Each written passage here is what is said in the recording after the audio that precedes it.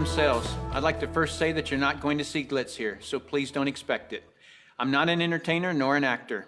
I've created this video as a tool designed to educate people about a business concept that works, for people who are willing to put 100% of themselves into something. See, it takes 200% to be successful in business.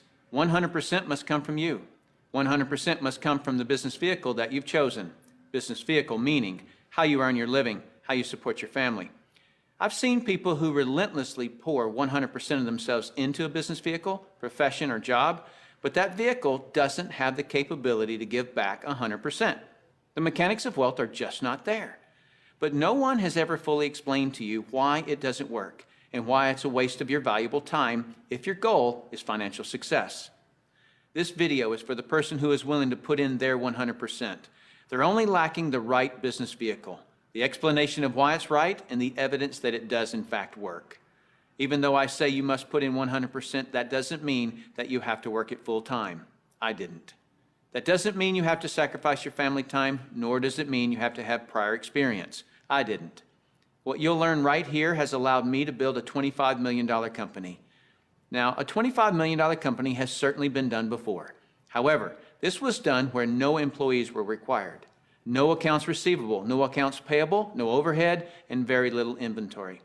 Recently, I said those words to a business owner who said back to me, "Sounds too good to be true." My response back to him was, "Is that a good enough reason to stop looking?" He paused for a couple of seconds and he said, "That wouldn't be very smart, would it?"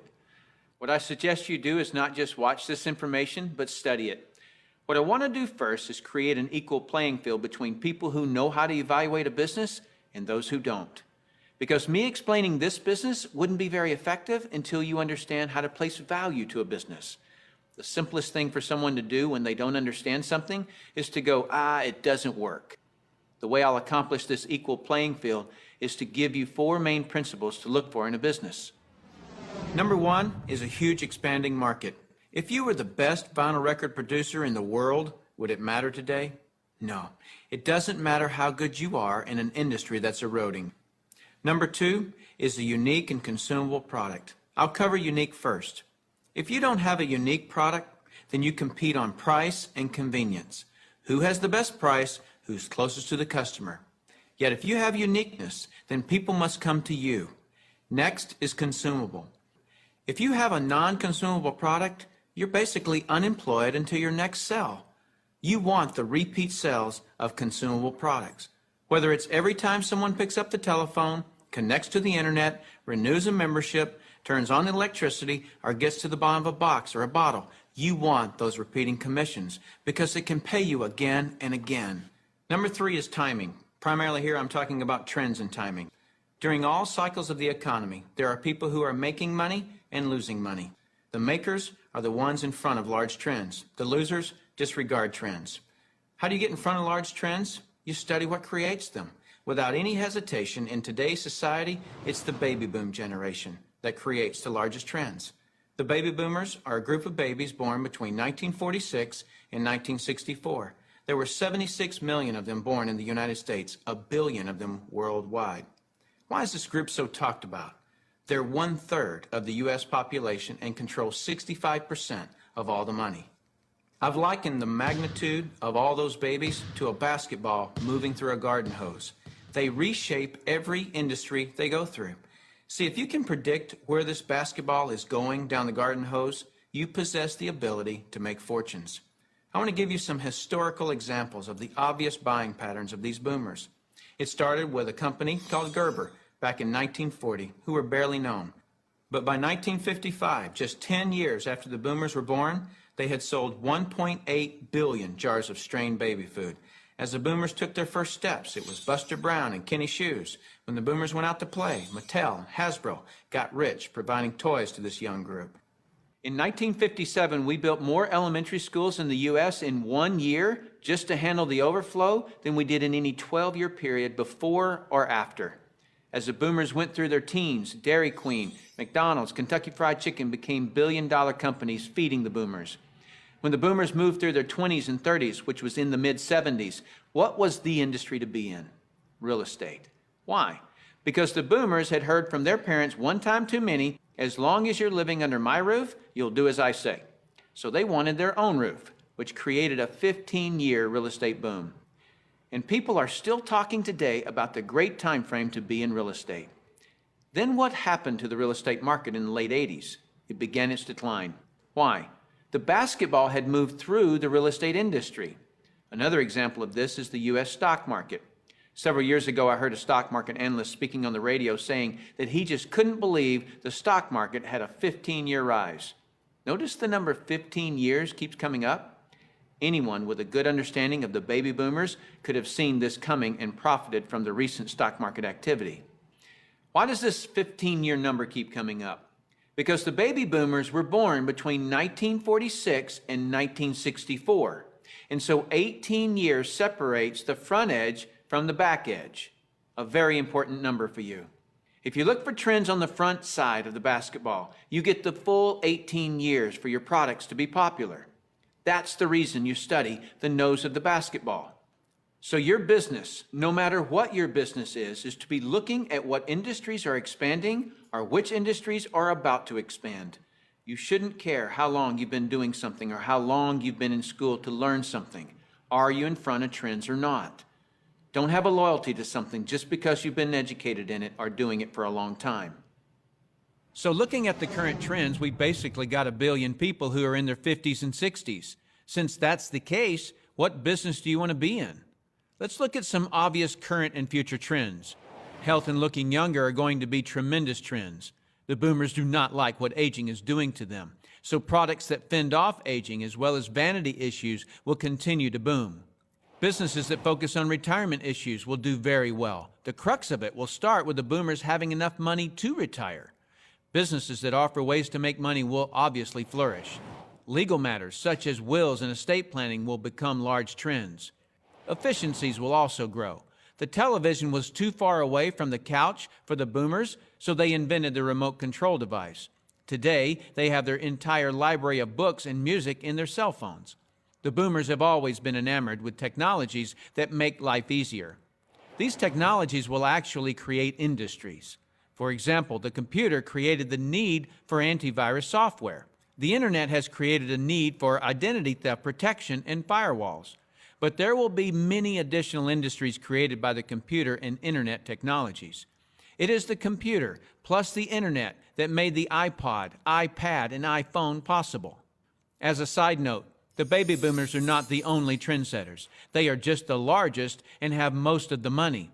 As the world becomes one, the international market will play a big role, as well as the group born just after the baby boomers that are known as Generation X. But remember, the boomers control 65% of all the money. So when a bright Generation X person creates a great new product or service, they must make it simple enough that a baby boomer can understand it. Otherwise, that product will not reach mass acceptance. Those are some of the big trends. So if you want to be brilliantly compensated, you must focus on industries and companies that have positioned themselves in front of these trends. All right, let's move forward. Number 4 is leverage. I'm going to spend some time on this one because we're not really taught this in our society. We're taught to go get a good education, build a resume, and exchange our expertise for someone's dollars. The problem with that is if we're not exchanging our expertise, we're not making any dollars. So vacation time is costly. A walk around the golf course, costly. Family time, although extremely important, is costly. I'll define the word leverage as an increased means by which to attain something. One form of leverage is investing $5 million and earning 10% interest, which will yield you about 41 grand a month in income. So whether you're enjoying family time or playing golf or vacationing, you're still enjoying 41 grand a month in income. You're leveraging off your money. That's a leverage everyone would love, but very few have it. Let me explain another kind of leverage that's available to everyone, including yourself. Incidentally, if you get nothing more out of this video than a better understanding of this little simple concept I'm going to explain, you'll have gained something very valuable for watching it. Imagine, if you will, you own a company. You employ just one person, me. I work for 8 hours on Monday. You work for the same 8 hours on Monday that I do. Now listen closely. You get paid on 16 hours worth of work, because you take a portion of my productivity as income back to yourself. You're leveraging off my efforts because I'm your employee. So theoretically, the more employees you have working for you, the more leverage you have. However, have you ever had employees? If you have, you know that in theory, hiring employees sounds great, but it's very difficult to reach leverage through employees. I've heard it said that if you have one employee, you have one headache. If you have 100 employees, you run an adult daycare center.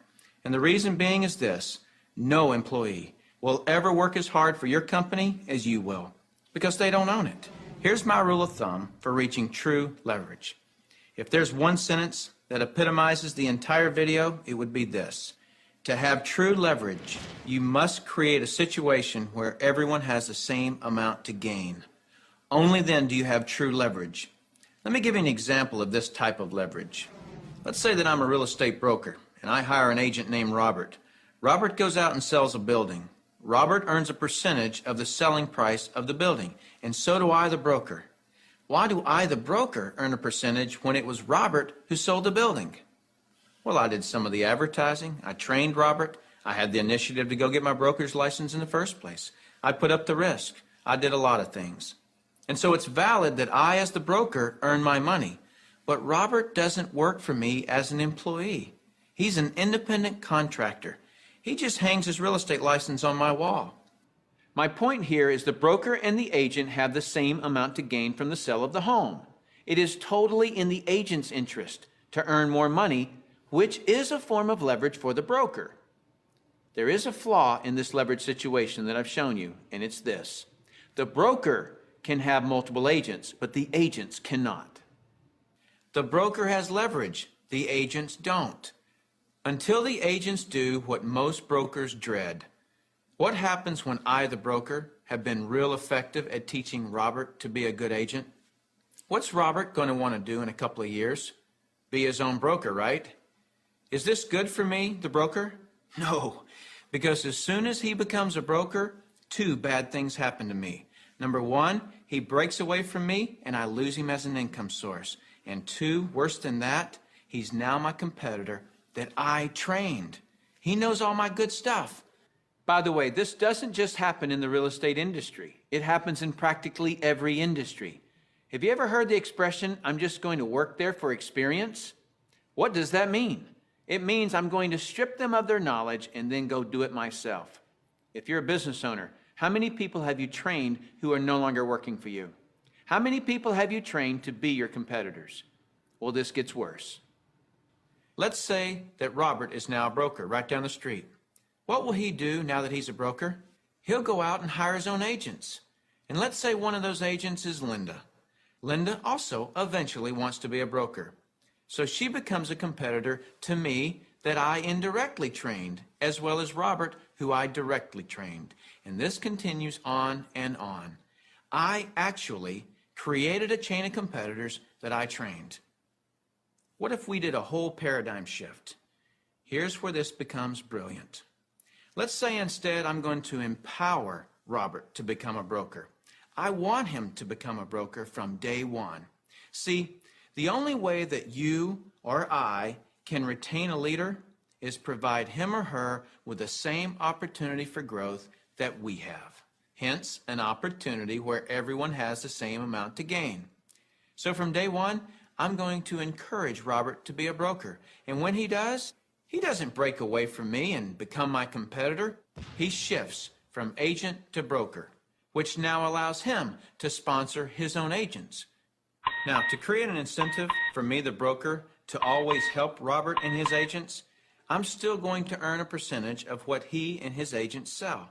And shouldn't I? I trained him. I put up the risk and all those reasons I mentioned earlier.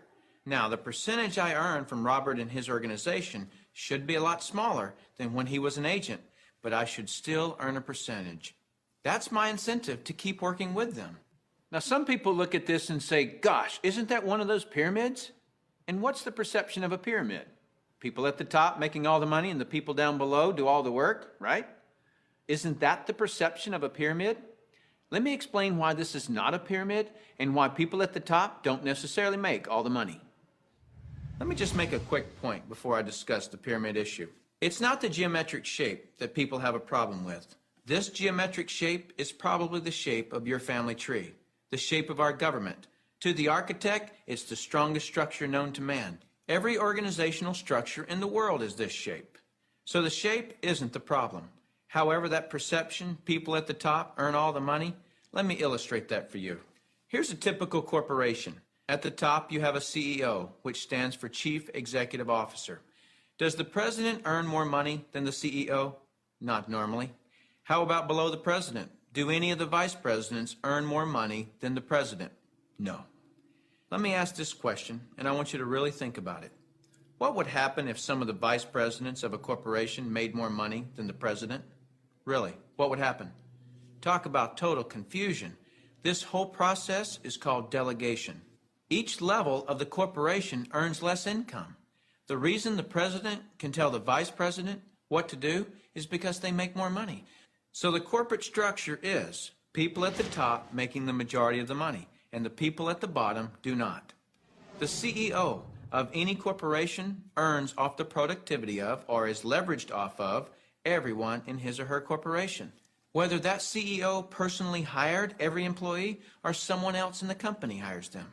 So the CEO, and only the CEO, earns on multiple levels of his or her company. And the model that I'm suggesting as being brilliant is where you, the individual, are given that same opportunity to earn on multiple levels of brokers and agents, just as the CEO of a corporation is. From here on, I'll refer to this form of marketing as network marketing. In network marketing, you, the individual, are given the opportunity to earn off the productivity of the people in your organization, whether you personally sponsor them or someone in your organization sponsors them. Remember that I said to reach true leverage, you must create a situation where everyone has the same amount to gain. Well, that's what I just described. Here's what makes the network marketing structure the absolute fairest structure available. In most network marketing companies, everyone can earn a certain number of levels deep of the organization they build. Everyone in the company can earn that same number of levels deep, like maybe 4 levels deep or 6 levels deep. Let's say we use 4 levels. So if you build an organization to be more productive, then you would earn more money than I would, even if you were in my organization. In the example shown, you would earn on 3 levels I couldn't reach, because everyone gets the same number of levels. There are people in my organization right now that earn more money than I do. Do you know what I call that? Fair. Shouldn't it be that way? I mean, take any structure. Shouldn't the most productive person in that structure make the most money? Now I'd like to show you an interview that I did a few years ago with Dr. Charles King, who holds a PhD from Harvard and is a professor of marketing at the University of Illinois at Chicago, who actually teaches network marketing at the university. Dr. King, we're delighted to have you here. I'm pleased to be here, Tim. Dr. King, could you tell us a little of your education and your business background? Tim, I'm a professor of marketing at the University of Illinois at Chicago.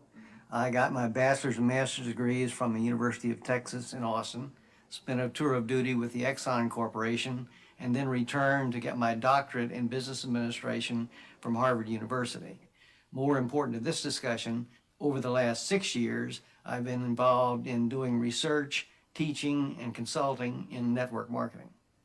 So coming from such a conservative school, and I know you a little bit, and I know you to be very conservative, what caused you to look at network marketing to begin with? In 1990, we had a major economic recession in the United States. The Midwest and Chicago particularly were very badly hit.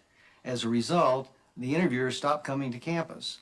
We were graduating hundreds of students a semester, and they weren't getting jobs. Our alumni were coming back to us, losing their jobs, looking for help, and we had nothing to offer them. Now, I started looking, because of my background in business consulting, at alternative career paths. I went out and I looked at starting your own business, at home-based businesses. I looked at franchising. I looked at direct selling. And in the direct selling arena, I backed into network marketing. Now, I was very cynical, skeptical. Tim, I was negative about network marketing. They don't teach network marketing at the Harvard Business School, and I didn't know much about it. The end result was one of my students who was on the team asked me, "Why are you so negative about network marketing?" I looked at that young man and I said, "Son, I know enough to know I don't want to know any more." That student looked at me and he said, "Professor, if I gave you that answer to that question with no more information than you have, you would give me an F." I turned to him and I said, "Son, you're absolutely right. I have no basis for that conclusion. You just made an A." As a result, we went to the library, we went to meetings, and for the next 6 months, we did due diligence on the network marketing industry. I visited the top companies, I talked to network marketing leaders, I became an evangelist. In 1990-91, we started teaching network marketing in the marketing curriculum at the university. Suppose you run across the super skeptic. What advice do you have for them? Tim, I would recommend they do precisely what I did. I was a super skeptic. I did my due diligence, I investigated the industry, and I drew my own conclusions. I strongly recommend that you do your due diligence and then begin to define precisely what role you want to play in the network marketing industry. Set realistic expectations. If there's a single cause for failure in this industry, it's the get-rich-quick syndrome, thinking that you can come into the industry and make enormous sums of money with no work. I argue, by contrast, that if you set realistic expectations, you develop a plan of action to guide your business development, you can be successful. And that's coming from a Harvard Business School graduate who was a true skeptic, but through due diligence, he learned the truth. Warren Buffett owns a network marketing company. If you don't know who he is, he's typically listed in the top 5 richest people in the world. He created his wealth by investing in and buying the highest quality companies. Why do you think Microsoft or AT&T, Gillette, Colgate, Citibank, IBM, Toyota, Xerox, Texas Instruments, General Motors, General Electric, AOL, Oracle, Sun Microsystems, Coca-Cola, and many others distribute some or all of their products and services through network marketing? They use this method to distribute products because network marketing is a very efficient model to distribute products and services. These large corporations are firm testimony to the industry's success and credibility. This confirms what Professor King was saying about that the industry has come of age and is now a true profession. The reason so many people are coming into network marketing is because people want control of their life. They want a quality of life, and network marketing truly offers that. I hear people all the time complaining that they are too busy or don't have enough time. People act as though time owns them instead of them owning time. Have you ever noticed that there are people who, with 24 hours, earn $10,000 a year, and there are people in the same 24 hours who earn $10 million a year? Let me explain the difference.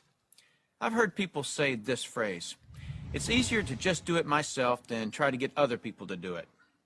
Whenever I hear that phrase, I know that person just nailed their feet to the floor. All they can do is expend their time, not invest their time. Here's a secret. Wealth is hidden from those who must do it all themselves. Wealth exposes itself to those patient enough to train others. When you understand the power of educating and empowering others so that you get more done, you're truly on your way to wealth. Now, with that understanding of the importance of training others so you get more done, look at network marketing, and you'll see why I call it brilliant compensation. In network marketing, what you teach and train others to do is duplicate what you do, which is to find and train others. This is actually multiplying you.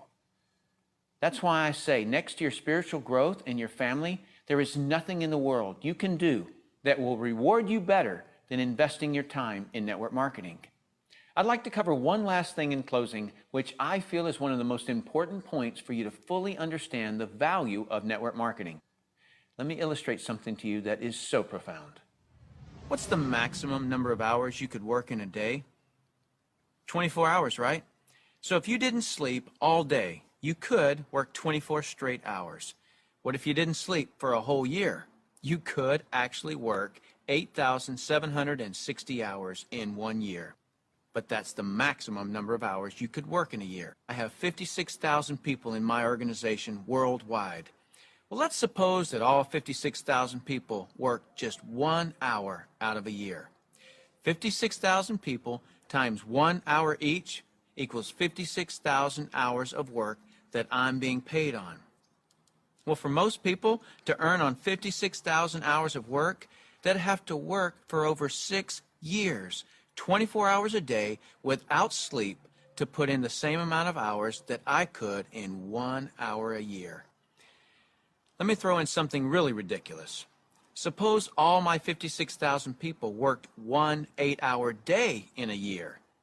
56,000 people times 8 hours is 448,000 hours I'm being paid on. Well, it would take most people working over 51 years, 24 hours a day, to do what I could do in 8 hours a year. 8 hours in 1 year versus 51 years working 24 hours a day? Doesn't seem fair, does it? It's definitely not fair. What's not fair is that you haven't understood this until today, and other people have. But now that you understand it, take responsibility for it.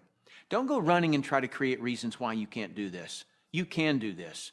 I don't say any of this to impress you. I don't need to impress you. This is an educational-only video. My purpose in creating this tool is to contribute back to that woodpile that so generously gave to me. Because network marketing has given me a lifestyle I previously couldn't have imagined. And because network marketing has given me total financial and time freedom, I feel it my responsibility to explain the industry in an understandable way. So I say all of this only to impress upon you that the difference between the wealthy and everyone else is leverage. You've got to understand that. And nothing gives you, the individual, leverage in such an ethical way like network marketing can. So go get a pad of paper, write down what you really want in life. Then call the person who gave you this video and tell them whether you're an A, B, or C. C is, see you later, no thanks. That's fine with us because your relationship with the person who gave you this video is more important to us than anything. Or you're a B. A B is, I may be. I want to first explore the product. If that's you, then do that. Don't procrastinate. The #1 killer of financial success is procrastination. People just putting it off until tomorrow, and they've somehow convinced themselves that they'll actually do it tomorrow. You know what I'm talking about. As soon as I'm done with this project, then I'll have more time. Or as soon as little Jimmy gets back to school, then I can, and they never do. If a person has an excuse, they have all they need to fail. Don't let that be you. Get your product today. Or you're an A, and that means absolutely. No, you don't have all your questions answered, but you see enough to start and begin your training. Very well done to you in your ability to make a decision. If it's late at night and you just watch this, don't be concerned that the person who gave this to you is sleeping right now. They'll be up. And if they're not, wake them up. Tell them, hey, now that I understand this thing, I can't sleep. And if I can't sleep, you're not going to sleep. Believe me, they'll appreciate that call. So call that person and tell them whether you're an A, B, or C. That's it. Join us. You'll be glad you did. Now is the right time, the smart time. Thank you for taking the time to view this video. I hope it's been educational to you. What I really hope is that you'll put this information to good use. Next, you'll see some common questions that you can interact with. I look forward to working with you, should our paths cross. I'm Tim Sales.